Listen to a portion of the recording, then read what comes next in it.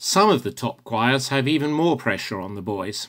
At Westminster Abbey, the boys sing right through in December until December the 28th, before they are allowed home, and if their parents come to a service on Christmas Day, they're not allowed to speak to them. Actually, I don't know if that is still true, but it certainly used to be about 20 years ago when a friend of mine was a chorister there. Our boys at least finish work at 12:30, as we do, on Christmas Day.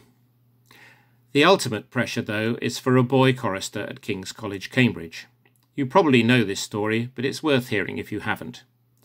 Each year before the broadcast of the King's Carol service, all boys have to learn the unaccompanied verse that starts once in Royal David City and therefore starts the whole service. The chorister is only chosen after the studio red light goes on, i.e. 2 seconds before they have to sing live to millions of people.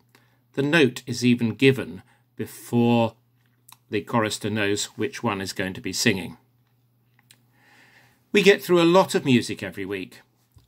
An average of 7 sung services with 5 pieces of music in each and up to 30 copies of each piece. That's over 1,000 music copies in circulation every week.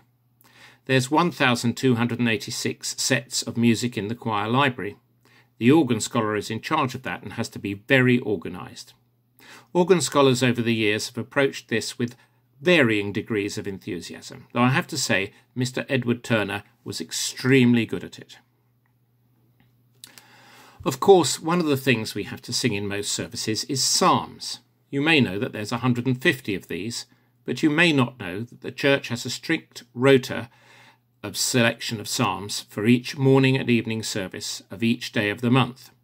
So, for instance, on the 15th of each month, you would sing or say Psalms 75, 76 and 77 in the morning and then Psalm 78 in the evening. 78 is the longest psalm, apart from 119, which is split into bits over different days.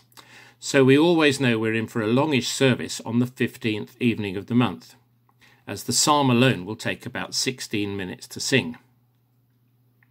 Psalm singing is a peculiar skill in that all psalms are sung pretty well in speech rhythm to a fixed chant, so singers, conductors and organists have to get used to each other before it gels properly.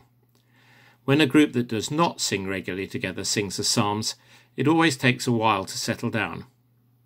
Let's listen to a relatively short psalm. Like the first piece we heard, this is from a CD called Take the Psalm, made by the Cathedral Choir in 2015. In this case, the chant is written by Robert Liddell, who was Rector Chori of the Minster from 1888 to 1917. So now to sound clip 5, and then back to me on video clip 6.